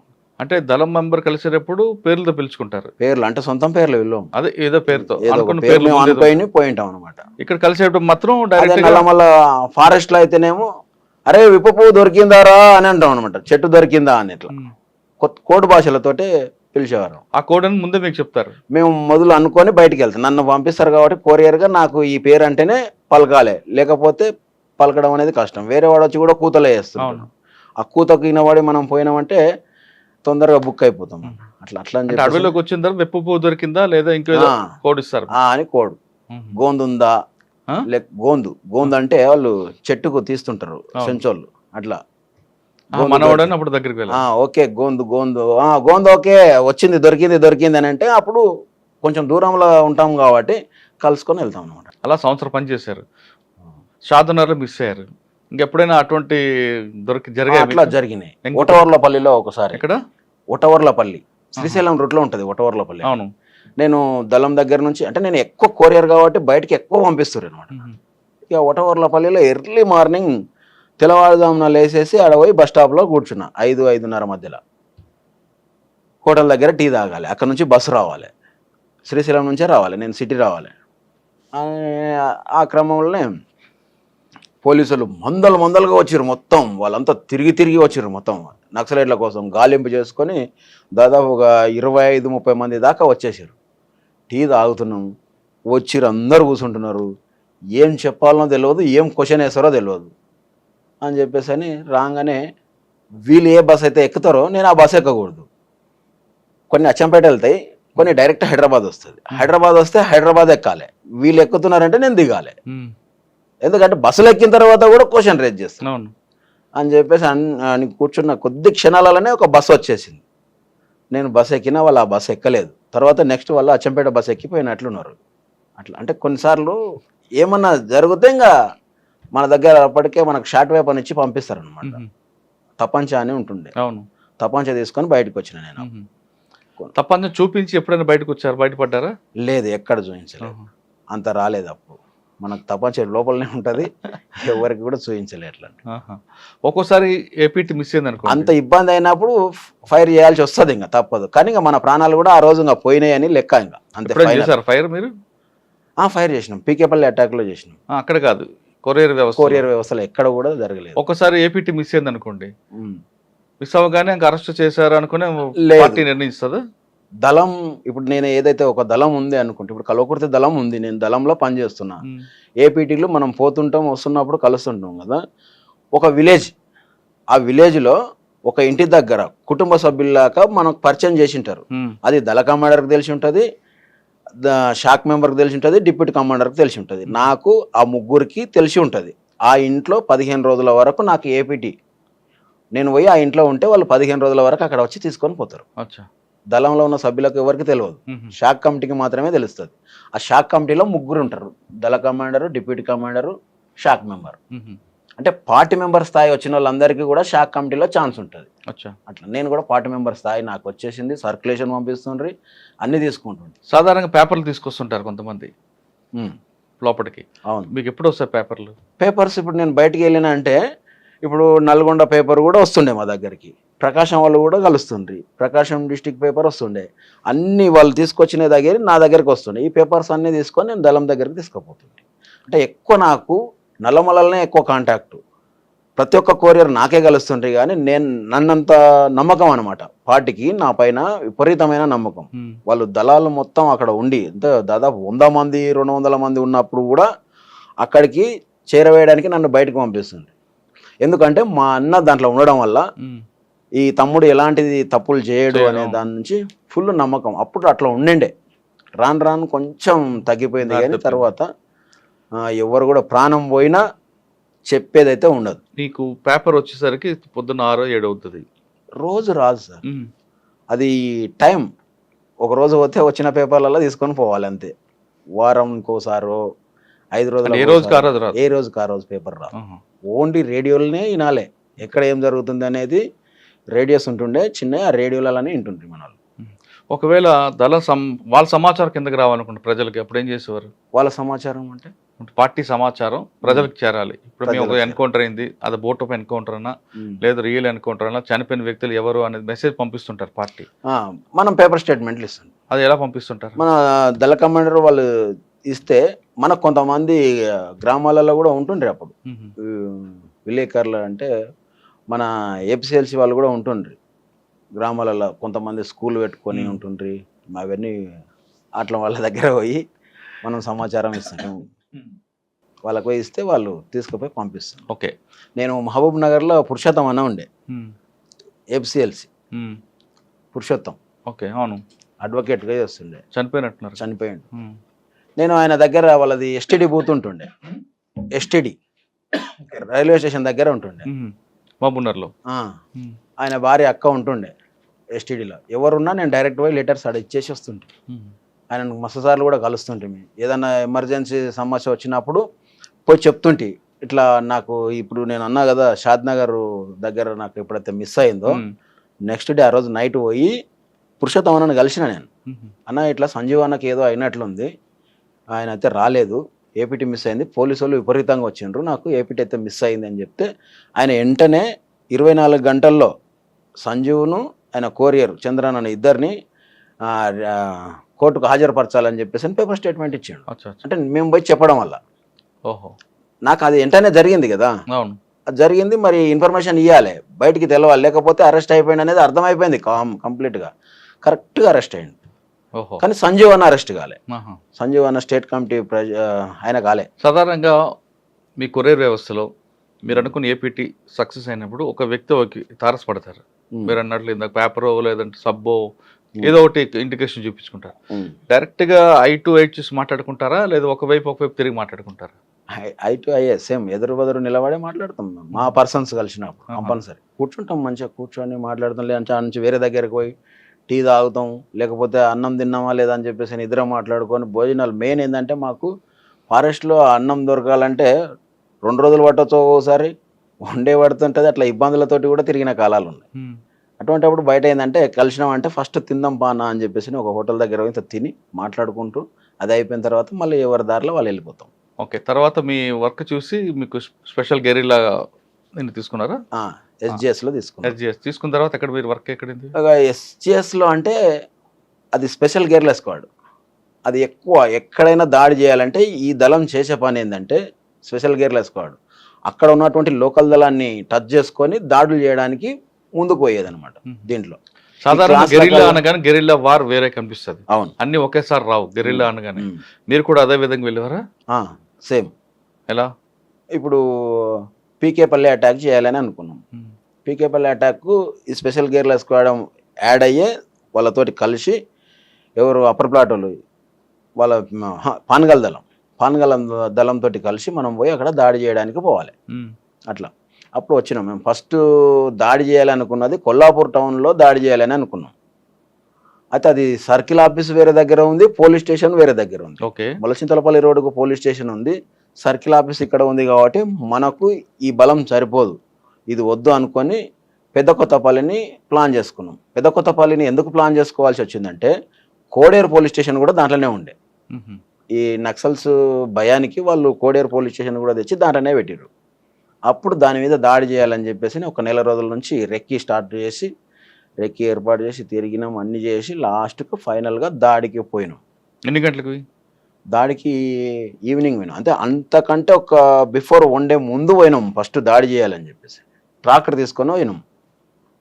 ట్రాక్టర్ ఏమైందంటే మనోళ్ళే ఒక అన్న, ఆయన కూడా చనిపోయాడు. ఆయన ట్రాక్టర్ నడిపేటప్పుడు డొంకలన్నీ ఉంటుండే. డొంక అంటే మీకు అర్థం ఏంటి? దొంగ బాట టైప్ ఉంటుంది. అవును. అందరం ఎక్కి వచ్చేసి అది ట్రాక్టర్ ఇట్లా దిగంగానే ఇరుక్కపోయింది. అది వెనక్కి వస్తలేదు, ముందరికి వస్తలేదు.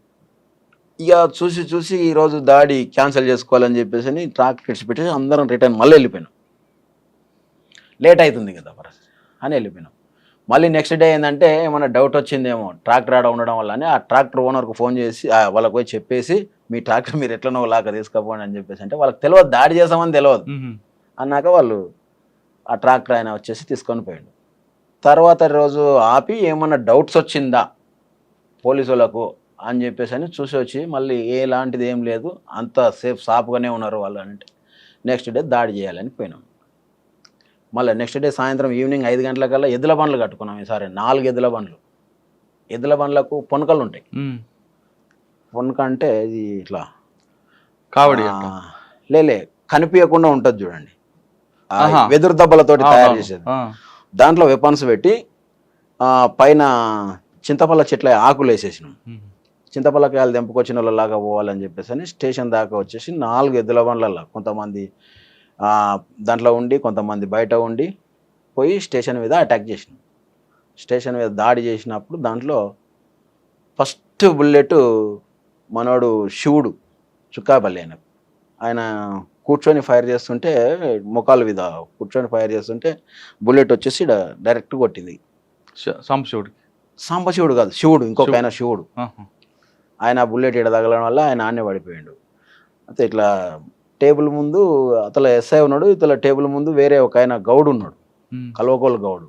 ఆయన ఏంటంటే అలా ఎస్ఐ గౌడు కాబట్టి ఈయన ఒక కాకి పాయింట్ వేసుకొని వైట్ షర్ట్ వేసుకొని పోయి ఆయన వస్తున్నాడు. ఇక ఆయన వచ్చి మనం పట్టుకుంటే మనం ఏం చేయలేం కాబట్టి ఈయన కూడా పోలీసే అని చెప్పేసి ఆయన కూడా ఫైర్ కొట్టేస్తే ఆయన చనిపోయింది. ఆయన ఒక మామూలు వ్యక్తి ఆ రోజు చనిపోవడం జరిగింది. అట్లా ఎస్ఐ ఆయన కవర్ చూసుకొని ఫైర్ చేయడం వల్ల నాకు వచ్చేసి బుల్లెట్ ఇక్కడ దిగింది.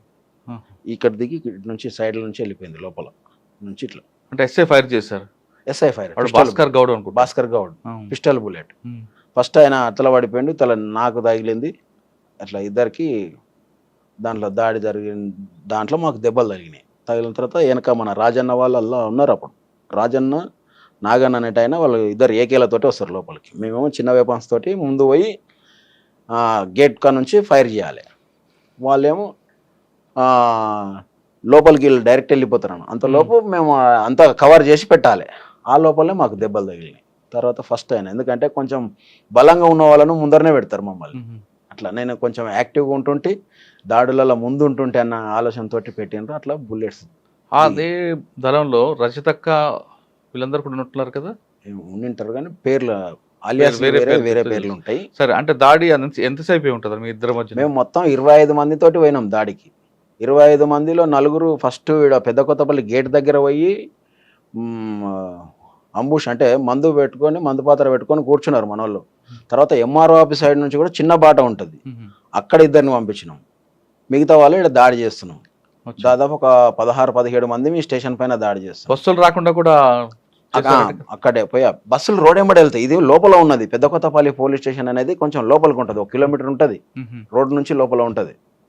అట్లా దాడి చేసిన దాంట్లో ఏమైందంటే మెయిన్గా మాకు పైన ఏపీఎస్పీ వాళ్ళు ఉన్నారు. ఏపీఎస్పీ వాళ్ళు ఫస్ట్ ఏంటంటే ఒక సైడ్ నుంచి ఫైర్ చేస్తున్నారు. వాళ్ళు ఇద్దరు 4 ఉన్నారు, అటు 2 ఉన్నారు, ఇటు 2 ఉన్నారు, ఫైర్ చేస్తున్నారు. మనం ఏం చేసినామంటే లోపలికి మందు పాత్ర తీసుకుపోయి ఒక సైడ్ వేలు చేసినాం. అయితే 2 ఒక్కటేసారి వేలిస్తేనేమో మనకు వెపన్స్ ఎక్కువ దొరికేది. ఒక సైడ్ వేల్చిన తర్వాత ఇంకో సైడ్ వేల్చాలని అన్ని పెట్టి బయటకు వచ్చి ఒక సైడ్ పేలవడంతో వాళ్ళు కింద పడిపోయారు. బ్యాక్ సైడ్ ముందరిది పేలలే, ముందరిది వెనక సరికి వేలుద్దామనే లోపు వైర్లన్నీ ఊసిపోయినాయి అనమాట. ఒకటి పేల్చేసరికి ఈ వైర్లు ఆగవు, ఊడిపోయినాయి. అప్పుడు అంటే ఆ తొందరపాట్లో తెలియక ఆ విధంగా చేసి అట్లా ఫెయిల్. కింద ఉన్న వెపన్స్ అన్ని తీసుకొచ్చినాం. 5 వెపన్స్ దొరికినాయి మాకు. 5 వెపన్స్ తీసుకొని వచ్చినాం. ఒక పోలీస్ అయినా కూడా దొరికింది దాంట్లో.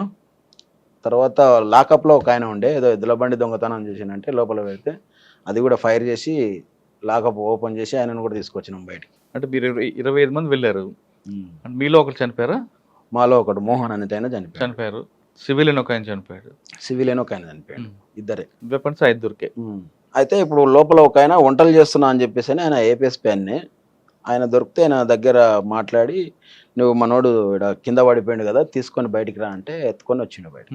వాళ్ళు ఏం చేస్తున్నారంటే లైట్ వెలుతురు నుంచి కూడా ఫైర్ చేస్తున్నారు. పైనుంచి లైట్ వెలుతురులో మనిషి బయటికి లోపలికి పోతుంటే ఆ నీడను చూసి కూడా ఫైర్ చేస్తున్నారు పోలీసు వాళ్ళు. అప్పుడు మొత్తం మేము లైట్లన్నీ ఫైర్ చేసి పలగొట్టేసినాం. దాదాపు 2 గంటలు జరుగుతుందా? 40 నిమిషాలే చేయాలి అని అనుకున్నాము కానీ 1.5 పైన పట్టింది. చాలా టైం. రెక్కి వేసిన తర్వాత కూడా ఎందుకు ఫెయిల్ అయ్యారు? ఫెయిల్ ఏం కాలేదు, సక్సెస్ అయినట్లే. కాకపోతే మనోడు అనుకోకుండా అది బుల్లెట్ ఇప్పుడు ఇట్లా డోర్ ఉంటది కదా, దాని సైడ్ నుంచి ఫైర్ చేస్తున్నాడు కాబట్టి ఎస్ఐ కొట్టిన బుల్లెట్ డైరెక్ట్ వచ్చి తగిలింది అంతే. దానివల్ల ఒక్క పర్సన్ మాత్రమే లాస్ అయ్యిండు. పార్టీ దీని మీద సమీక్ష జరిపిందా? జరిగింది. ఏమన్నారు అంతలో? ఇక ఏమన్నారంటే ఇదే తొందరపాటు, కొంత ఇంకా అనుభవం లేని పిల్లలని ఎట్లా రకరకాలతోటి ఇంకా దాడులు అనేటివి కామన్గా జరుగుతుంటాయి. దీంట్లో లాస్ అవుతాం అనే సంగతి కూడా తెలుసు కాబట్టి. అని వారికి మీ పార్టీ తరఫు అబ్జర్వేషన్ చేయడానికి ఎవరు ఉంటారా? పార్టీకి అబ్జర్వేషన్ అంటే ఏం జరుగుతుందని వాళ్ళు వారిలో ఉండరు, పక్క నుండి ఎవరు తప్పు ఎవరు ఒప్పు అని చెప్పడానికి ఎవరు ఉంటారా? అట్లా అన్నీ ఏముండదు. అంటే దళంలో అందరూ కలిసే మాట్లాడుతుంటారు. ఫస్ట్ డిసిఎస్ జిల్లా కమిటీ మొత్తం కూర్చుంటుంది. డిసిఎంలు ఉంటారు, డిసిఎస్లు ఉంటారు. అక్కడ కాదు, వారు జరుగుతున్నప్పుడు మీకు వాళ్ళకి యుద్ధం జరుగుతున్నప్పుడు అప్పుడు ఎంతసేపు ఉన్నా కాషన్ ఫాలో కావాల్సిందే. అప్పుడు మాకు నా జిల్లా కమిటీ మెంబర్ నాగన్ననే మిస్టేక్ జరిగిందని చెప్పేసి ఆయన మీదనే మాట్లాడినారు తప్ప ఇంకా ఎలాంటిది అంటే తర్వాత మాట్లాడుతాం. అప్పుడు దాడి జరిగేటప్పుడు ఎలాంటిది అందరూ అయిన తర్వాత ఎక్కడికి రిట్రీట్ ఎక్కడికి వెళ్ళారు? మళ్ళీ మేము యాపట్ల అనే ఒక విలేజ్ ఉంటుంది, యాపట్ల దాకా నడుచుకుంటూ వెళ్ళినాము. అంటే ఆ యాపట్లలో ఒకటి ఎద్దుల బండి కట్టి ఒక ఆయన చనిపోయిన ఆయన ఉన్నాడు కదా, శివుడు నేను ఇద్దరం ఒకటే బండ్లనే పడుకొని పక్కలనే శవం పక్కలనే పడుకున్నా. నేను కూడా బుల్లెట్ దిగింది, బ్లడ్ ఎక్కువ పోయింది కాబట్టి పడుకున్నాం. పడుకొని ఆ బండ్లనే పోయినా శవం పక్కలనే. ఆ నుంచి ఒక వాగు వస్తుంది, వాగు దాకా ఎద్దుల బండి వచ్చింది. మళ్ళీ ఆ నుంచి మమ్మల్ని ఎత్తుకొని పోయారు ఇద్దరిని. మీరు ట్రీట్మెంట్ ఎక్కడ తీసుకున్నారు? ట్రీట్మెంట్ వచ్చేసి అక్కడ నుంచి ముననూరు దగ్గర వీళ్ళు ఉంటారు, నర్సులు ఉంటారు. ఆ నర్సు ఇండ్ల కాడికి ఏకంగా మన వాళ్ళు పిలిపించారు ఒక డాక్టర్ను. ఆ డాక్టర్ వచ్చేసి అక్కడ చూసి మొత్తం చేసి, ఇక్కడైతే మనకి ఇటు సైడ్ ఏమో చిన్నగా హోల్ పడుతుంది బుల్లెట్ దిగినప్పుడు, ఇటు సైడ్ ఎక్కువ ఎంట్రీ దగ్గర చిన్నదో ఎగ్జిట్ దగ్గర ఇట్లా పెద్దగా ఉంటుంది. ఎందుకంటే వెపన్ లో లోపల థ్రెడ్స్ ఉంటాయి. బుల్లెట్ వెళ్ళేటప్పుడు ఇట్లా వెళ్తుంది కాబట్టి లోపల నుంచి బయటకు వెళ్ళేసరికి ఈ విధంగా వెళ్ళింది అనమాట. అట్లా ఈడి దాకా కుట్లేసిండ్రు. అంటే నేను ఉండి ఏంటంటే సరే ఏదైనా సరే కానీ కరిగిపోయే కుట్లు ఉంటాయి కదా అవి వేయండి అంటే వేసేసి, మళ్ళీ మళ్ళీ రావాలంటే మాకు ఇబ్బంది అని చెప్పేసి చెప్తే వేసి. ఓకే, తర్వాత అక్కడ ఎంతకాలం పనిచేశారు స్పెషల్ గెరిలాలో? ఇక స్పెషల్ గెరిలా నాకు ఆ బుల్లెట్ ఎప్పుడైతే తగిలిందో అంటే ఇంకా ఫైనల్గా అప్పుడు నేను ఒక ఆలోచన, అంటే రివర్స్ అమ్మా నాయన అనేది గుర్తొచ్చిందా అని మీరు ఫస్ట్ అన్నారు చూడు, అప్పుడు అమ్మ గుర్తొచ్చింది. డబ్బు తగిలితే అమ్మ గుర్తుకొచ్చింది. అప్పుడు అమ్మ గుర్తుకొచ్చింది. అప్పటికి అన్న నల్గొండ డిస్టిక్ లో కనగల్ దళ కమాండర్ గా చేస్తున్నాడు. ఇక అన్నకు లెటర్ పెట్టిన, నేనైతే ఉండాలని అనిపించట్లేదు, నాకు నేను అమ్మని చూడాలని అనిపిస్తుంది, నేను వెళ్తా అని చెప్పేసి అని. అది అంతే. ఈ బుల్లెట్ తగిలినాక ఒక 2 months తర్వాత బ్యాక్ వచ్చేసిన. బ్యాక్ వచ్చి నేను మళ్ళీ పోయినా దళం దగ్గర. వచ్చి అమ్మ వాళ్ళని అంతా కలిసిన తర్వాత అమ్మ ఏడవడం, ఇబ్బంది పెట్టడం, అరే మీకోసం ఇట్లా నేను అదే పని అంటే, సరే అమ్మ నేనైతే నక్సలైట్లు ఏం పోలే, అన్న పోయిండు, నేను హైదరాబాద్లో పని చేస్తున్నా, నా గురించి ఎవరికి తెలియదు అప్పటి వరకు కూడా, అన్న మాత్రమే తెలుసు. అన్నాక నేను హైదరాబాద్లో పని చేస్తున్నా ఇట్లా అని చెప్పేసి అన్నాక, సరేరా అయితే అయింది, ఇంక ఇప్పుడన్నా వచ్చి ఇంటికాడ ఉండు అంటే, సరే అమ్మ వస్తా, కానీ నాకు ఇంకొక 1 నెల రోజులు టైం ఇవ్వండి, నేను పోయి మాట్లాడేసి వస్తా అని చెప్పేసి మళ్ళీ దళం దగ్గరికి వెళ్ళిన. దళం దగ్గరికి అంటే మళ్ళీ ఏపీటీ తీసుకొని, నాకు ఆల్రెడీ 2 months తర్వాత ఏపీటీ పెట్టుకొని వచ్చిన అనమాట. వచ్చి మళ్ళీ వెళ్ళిన. ఎవరు అశోక్ అన్న దగ్గరికి పంపించిండు. లింగాన్ అని ఉండే, తొంటశైలి లింగాన్ అంటే ఆయనకు అచ్చంపేటలో ఒకసారి డిపో వేల్చేటప్పుడు పెట్రోల్ పోసి అంటు పెడితే చేయి కాడికి వెళ్ళిపోయింది అనమాట. అయ్యో. ఆయన మా డీసీఎం అంటే జిల్లా కమిటీ మెంబర్ ఉండే. ఆయన ఉండి, తమ్ముడు నువ్వు మేము చెప్తే వినవు, నువ్వు ఒకసారి అశోక్ అన్నను కలువు, నీకు అశోక్ అన్నకు మంచిగా ఉంటుంది అని చెప్పేసి అప్పుడు అశోక్ అన్న దగ్గరికి పంపించాడు. అప్పుడు అశోక్ అన్నను పోయి కలిస్తే ఆయన దగ్గర, ఉండాలి తమ్ముడు, నువ్వు ఇక్కడనే ఉండు, ప్రజలలో మనం పని చేయాలి, మనం బయట పోయి బతకలేము, చాలా కష్టం ఉంటుంది అని చెప్పేసి అనేది మాట్లాడాడు. అంటే ఏమన్నా నాకైతే అమ్మ మీద ప్రేమతోటి బయటికి వెళ్ళినా, అమ్మ దగ్గర కూడా చెప్పొచ్చిన, వస్తామ్మా నేను 1 నెలలోపు వస్తా అని చెప్పొచ్చిన. అంటే ఆయన ఉండు, ఒక 1 నెల రోజులు ఉండు అని ఎంబడి పెట్టుకొని ఉండి, ఇప్పటికైనా ఆలోచన చేయంటే లేదు వెళ్ళాలని అనిపిస్తుంది, నేను వెళ్తా. అన్నకు మళ్ళీ లెటర్ పెట్టినామంటే లెటర్ పెట్టినా, అన్నకు పంపించిన. అన్నకు నా నుంచి అశోక్ అన్న నన్ను బయటికి పంపించాడు. ఫైనల్ నా నుంచి బయటకు వచ్చేసి.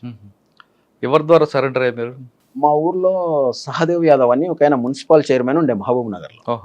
ఆయనది మా ఊరే సొంతం. అంటే వాళ్ళ అన్న సర్పంచ్ చేస్తుండే.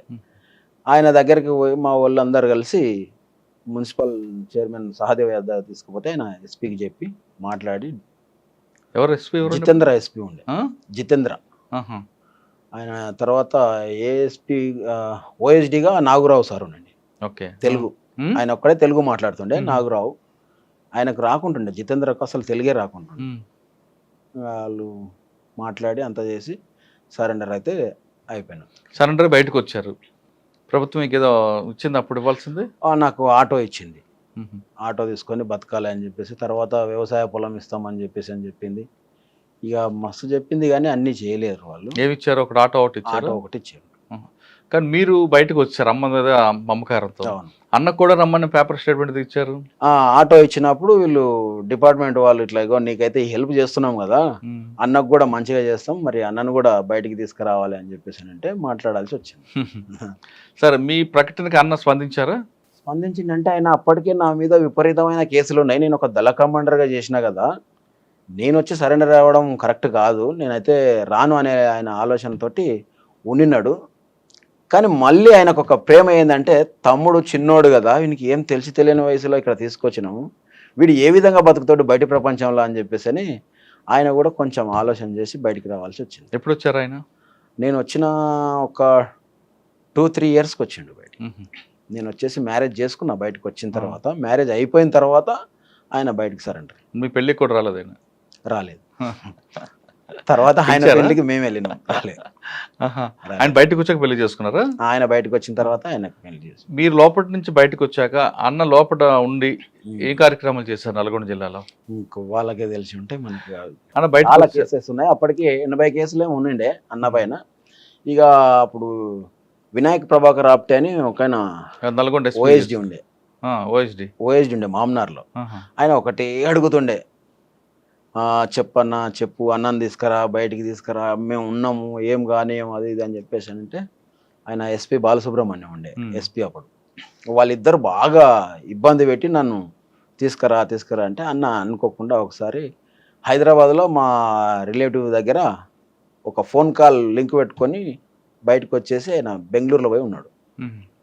ఆ ఫోన్ కాల్ వల్ల మన వాళ్ళు కలవడం వల్ల ఫోన్ కాల్లో నేను బెంగళూరు వెళ్ళాల్సి వచ్చింది. అప్పుడు నేను అమ్మని తీసుకొని బెంగళూరు పోయి మాట్లాడి అంతా చేసి, సరే ఇప్పుడు మనకి ఇన్ని కేసెస్ ఉన్నాయి, ఇప్పుడు నేను వచ్చి సరెండర్ అయ్యేది ఏంది, అవసరం లేదు, మనకు ఇబ్బందులు చాలా అయితే తిరగలేము, నీవే ఎన్నో ఇబ్బందులు పడి తిరుగుతున్నావు కదా అంటే సరేలే అని చెప్పి ఆ విషయాన్ని అనుకోకుండా మాట్లాడి ఎస్పీ దగ్గర మాట్లాడితే మేము కేసులే లేకుండా సరెండర్ చేస్తాము అనే లెవెల్లో మాట్లాడి ఆయన్నే వినాయక ప్రభాకర్ ఆప్టే బాగా క్లోజ్ అయిపోయింది నా దగ్గర. వాళ్ళు ఆ నుంచి కిషన్ సార్ ఉంటాడు, కిషన్ సార్ కూడా ఉండే కొత్తకోటలో. ఆ సార్ వీళ్ళంతా ప్రోత్సాహంతో సార్ బాగా హెల్ప్ చేసిండు మాకు. కిషన్ సారు, తర్వాత వినాయక ప్రభాకర్ ఆప్టే సారు కొంచెం. ఆ నుంచి పోయి నన్ను బెంగళూరుకు పోయినాం. వీళ్ళు పోలీసు వాళ్ళు వచ్చారు నా వెంబడి. బెంగళూరులో అన్న ఏడ ఉంటాడో ఆడికి పోయి మాట్లాడి తీసుకొని వచ్చేసినాం. ఏం కాదు, సరెండర్ చేస్తామని తీసుకొచ్చారు. మాట ఇచ్చారు. అదే మాట నిలబడ్డారు పోలీసులు? నిలబడ్డారు. ఎస్పీ బాలసుబ్రహ్మణ్యం, వినాయక ప్రభాకర్ ఆప్టే వీళ్ళు ఇద్దరు కలిసి మాట ఇచ్చి వీళ్ళని పంపిస్తే తీసుకొచ్చి సరెండర్ చేశారు. సరెండర్ అయిన తర్వాత ఆయన ఫస్ట్ నుంచి కూడా కొంచెం స్కూల్ పెట్టాలనే ఆలోచన, స్టడీలో బాగుంటుండే కాబట్టి అదే ఆలోచనతోటి స్కూల్ పెట్టేశాడు. అని మీరు బయటకు వచ్చారు అమ్మ మీద మమకారంతో. వచ్చిన తర్వాత ప్రజలందరూ మిమ్మల్ని చూసి మాజీ నక్సలైట్ అని భయపడ్డారా, లేదా మనవాడే అని చెప్పి మీకు ఆదరించారు? నేను ఊర్లోకి రాగానే ఏమైంది సార్ అంటే, ఒకటి ఎన్కౌంటర్ జరిగింది కల్వకుర్తిలో. అశోక్ అన్న చనిపోయాడు. అశోక్ అన్న వెంబడి ఇంకొక దళ సభ్యుడు చనిపోయాడు. అయితే మన వాళ్ళు పోయి చూసి ఏమైనారంటే, ఆనంద్ చనిపోయాడు, ఈయన ఆనందే అని చెప్పేసి అని పోలీసులకు చెప్పారు. అసలు ఈ ఆనంద్ ఎవరు అని చెప్పేసి అని ఎస్పీ సీరియస్గా తీసుకొని ఇంటికి పంపించిండు. అప్పుడు నేను బయటికి రాలే, అప్పుడు నేను అండర్ గ్రౌండ్లోనే ఉన్నా, కొరియర్గా చేస్తున్నా, నాకు కూడా తెలియదు. ఊరు దాకా పాకింది. ఊర్లోకి పోలీసు వాళ్ళు పోయి మీ ఓడు చిన్న తమ్ముడు చనిపోయాడు అని మా అన్న వాళ్ళను మా అమ్మ వాళ్ళని అడిగితే ఇంకా వాళ్ళంతా ఏడుపులు గగ్గోలు పెట్టి, ఈ శవాన్ని తీసుకురానికే పోతే కూడా మళ్ళీ మాకేమో ఇబ్బందులు, వాడు పోతే పోని మాకైతే తెలియదు సార్, వాడు ఎవడో మాకు తెలియదు అని చెప్పేసి అని ఎవరు పోయలేరు. తర్వాత ఈ ఆనంద్ కాదు, ఇతను వేరే చంద్రమౌళి అని చనిపోయాడు అజిలాపురం వ్యక్తి, ఆయన అనుకొని అయిపోయింది. నేను ఊర్లోకి రాగానే అందరూ అరే చనిపోయినాడు వస్తున్నాడు అని, సాగర్ గారు చనిపోయిండు కదా ఎట్లా వస్తున్నాడు అని చెప్పేసి అని అందరు అడుగుతున్నారు. కానీ నాకు డౌట్ రాలే, అప్పటికి కూడా తెలియదు. మనం అప్పుడు అనుకోకుండా వచ్చిన నేను సడన్ గా అమ్మని చూడాలి అని ఆలోచన. సరే ఎందుకు అంటున్నారు తెలిస్తే ఇట్లా పోలీసు వాళ్ళు వచ్చిండ్రని ఇంటికి పోగానే చెప్పారు అనమాట. అని చనిపోయిన కొడుకు కళ్ళ ముందు కనబడితే అమ్మ రియాక్షన్ ఏంటి? చాలా ఆనందపడ్డది. అసలు ఇంకా ఆమె ఇంకా హౌదులు లేవు, వాళ్ళ తమ్ముళ్ళ దగ్గరికి తీసుకొని పోయింది వాళ్ళ ఊరికి. ఆహా. వీనైతే వదలకాకండి, వీడిని ఇక్కడనే కట్టేయండి, వీడు పోతే దొరకడు అనే ఆలోచనతో, అంటే ఆ ప్రేమలా అట్లా చేస్తుంది అనమాట. అవును. అని మీరు బయటకు వచ్చారు, మీరు అన్న అప్పటి నుంచి ఇప్పటి వరకు సాధారణ కొంతమంది నక్సలెట్లు రియల్ ఎస్టేట్ దందాలు చేసుకుంటూ సెటిల్మెంట్ చేసుకుంటూ కనిపిస్తుంటారు. అందరూ అలా కాదు, కొంతమంది మాత్రమే. కొంతమంది ఇప్పుడు కూడా పార్టీ నేర్పిన క్రమశిక్షణతోని అదే మాట మీద నిలబడి ప్రజల కోసం పనిచేసే వాళ్ళు ఉంటారు, మీలాంటి వాళ్ళు కొంతమంది. మీరు ఆ దారి ఎత్తుకోకుండా ఈ దారిలోకి ఎందుకు వచ్చారు? అంటే ఈరోజు ఈ ఉన్నటువంటి వ్యవస్థ చాలా ఘోరంగా ఉంది. చిన్న చితక వాళ్ళను కూడా ఇబ్బందులు పెట్టి లేనిపోని సమస్యలు ఇరికిచ్చే లెవెల్కి వచ్చేసారు. అటువంటి టైంలో మనకి ఎందుకు, మనం వచ్చినాం కదా బయటికి, మనం ఏందో మనం వద్దనుకున్నాం. పార్టీ ఎప్పుడు ఎల్లవేళలా అది పవర్ఫుల్లే. ఎవరికైతే సమస్య వస్తాడో వాడు మళ్ళీ నక్సలైట్ అయితేనే ఉంటాడు. ఇప్పుడు మేము ఆగిపోయినామని కాదు, అది ఎల్లకాలం పుడుతూనే ఉంటుంది. దాని జోలికి మనం పోవద్దు. మనం వద్దనుకున్నాం, సరెండర్ అయినాం. మన భవిష్యత్తు ఏందో మనం మంచిగా బతకాలి, కానీ వేరే ఎటువంటి ఏ దానికి కూడా పోవద్దు అని చెప్పేసి అని మా కుటుంబం జీవనాధారం కోసం బతుకుతున్నాం. అంటే మాకు శాతగాక బయటకు వచ్చినట్లే ఒక రకంగా చెప్పాలంటే. నల్లమ్మలు అనగానే ఒకప్పుడు పీపుల్స్ వారికి పెట్టిన కోటది. అటువంటిది నల్లమ్మలు పూర్తిగా పార్టీ వెళ్ళిపోవడం మీరు ఏ విధంగా అర్థం చేసుకుంటారు? అంటే ప్రజలకి ఫారెస్ట్ వచ్చేసి చాలా చిన్న ఫారెస్ట్. శ్రీశైలం నుంచి కర్నూలు ప్రకాశం వరకు ఉంటుంది ఫారెస్ట్. చాలా చిన్న ఫారెస్ట్ కావడం వల్ల వీళ్ళు పోలీసులు జల్లెడ పట్టడానికి చాలా ఈజీ అయిపోయింది. తర్వాత రాను మేము సరెండర్ అయిపోయిన తర్వాత కొంత ఏమైపోయిందంటే ఈ మాజీలను తర్వాత మిలిటెంట్లను కొంతమందిని తీసుకుపోయి పోలీసు వాళ్ళు మొత్తం అడవిని ఎక్కడ ఉన్న జల్లెడ పట్టేసి ఎక్కడెక్కడ ఎట్లా తిరుగుతారు ఏంటిది అనేది తెలిసేసుకున్నారు. ఆ నుంచి ఏంటంటే మామూలు వాళ్ళని అందరినీ కూడా బయటికి తీసుకొచ్చి సరెండర్స్ చేయించారు. కొంచెం పై స్థాయి ఉన్న వాళ్ళని ఎన్కౌంటర్లు చేసి చంపిండ్రు డిపార్ట్మెంట్. అట్లా ఇక్కడ ఎవరు కూడా మిగలలేకపోతున్నారు. అందుకని అందరు ఇప్పుడు ఏఓబి సైడు వెళ్ళిపోయినారు చాలామంది. అంటే మీకు మాజీ నక్సలైట్ అనగానే ఒక ముద్ర ఉంటుంది, అది ఒక విధంగా గౌరవంగా చూపిస్తారు. కొంతమంది దాన్ని చెడుగా కూడా మార్చి ఉంటారు. చెడుగా చూపించిన సంఘటనలు వచ్చాయా, లేదా గౌరవప్రదంగా ఉన్న సంఘటనలు ఎదురుపడ్డాయా? రెండు ఉంటాయి సార్. బయటికి రావడంతో ఏంటంటే చెడు ఉంటుంది, మంచి ఉంటుంది. ఇప్పుడు ఎవరికి కూడా అందరిన మంచి అనేది ఏం అనుకోరు. అసలు యాక్చువల్గా ఏంటంటే దళంలో ఉన్నప్పుడు ఉన్నంత ఆనందం మాకు బయటకు వచ్చినాక లేదు. ఎందుకంటే దాంట్లో ఎంతో మంది ప్రాణాలు పోగొట్టుకుంటున్నారు, ఎంతో మంది పోతున్నప్పుడు మేము ఒకసారి అనిపిస్తుంది మేము ఎందుకు బతికినాం అన్నట్లు ఆ ఫీలింగ్ కూడా వస్తుంటుంది. ఇక బయట ఎన్నో సమస్యలు, బాధలు, బతుకులు ఒక్కొక్కరు ఓలాగా మాట్లాడడం, వీడు శాతగాక వచ్చింది అనుకోవడం, లేకపోతే వీడు ఏదేదో చేస్తున్నాడు, ప్లాట్లు అమ్ముతున్నాడు, రియల్ ఎస్టేట్ చేస్తున్నారు, ఈ విధంగా అంటుంటారు. ఇంకా మనం అంటే ఎవరికి పార్టీకి నష్టం కలిగించకుండా, తర్వాత పోలీసు వాళ్ళకు నష్టం కలిగించకుండా అందరినీ కంట్రోల్ చేసుకుంటే ఎట్లనో బతికి ఈరోజు బయటపడ్డాం. ఇప్పుడు ఏంటంటే కొంచెం ఫ్రీనెస్ వచ్చింది, ఉంటున్నాం హ్యాపీగా అంతే. కానీ కొంతమంది బయటకు వచ్చాక హత్యలు గురవడం జరుగుతుంటాయి కదా మాజీలు. అవును, అటువంటి చూసినప్పుడు ఏమనిపిస్తుంటుంది? అంటే ఏదైనా తప్పు దోవలో ఉన్నటువంటి వాళ్ళకు మాత్రమే తప్ప ఎవరికి కూడా హత్యల వరకు అయితే రాలే. మాజీలు మస్తు మంది సరెండర్ అయ్యారు, బతుకుతున్నారు. ఎవరి దారిలో వాళ్ళు బతికిన వాళ్ళు మంచిగానే ఉన్నారు. ఇక కొంతమంది బయటికి వెళ్ళి ఆశలకు ఎక్కువ పోయిన వాళ్ళు కూడా ఇబ్బందులలో పడిపోయారు తప్ప వేరే ఎలాంటిది అయితే ఏం లేదు. అనిపిస్తుంది, బాధ అనిపిస్తుంది. చనిపోతుంటే అరే అందరం కలిసి పని చేసినాం వెనుకటికి, ఇట్లాంటి వాళ్ళల్లో ఈ విధంగా కనుమరుగవుతున్నారు కదా అని చెప్పేసి అని బాధ అనిపిస్తుంది. అంతెందుకు మనం ఏమంటే తిరిగిన వాళ్ళు ఎంతోమంది అమరులు అయిపోయారు. ఈరోజు మనం బతికి ఉండి ఎందుకు బతికినామా, అసలు దాంట్లోనే ఉండి మనం కూడా చనిపోతే ఎంత మంచిగా ఉంటుండే అని కూడా అనిపిస్తుంది.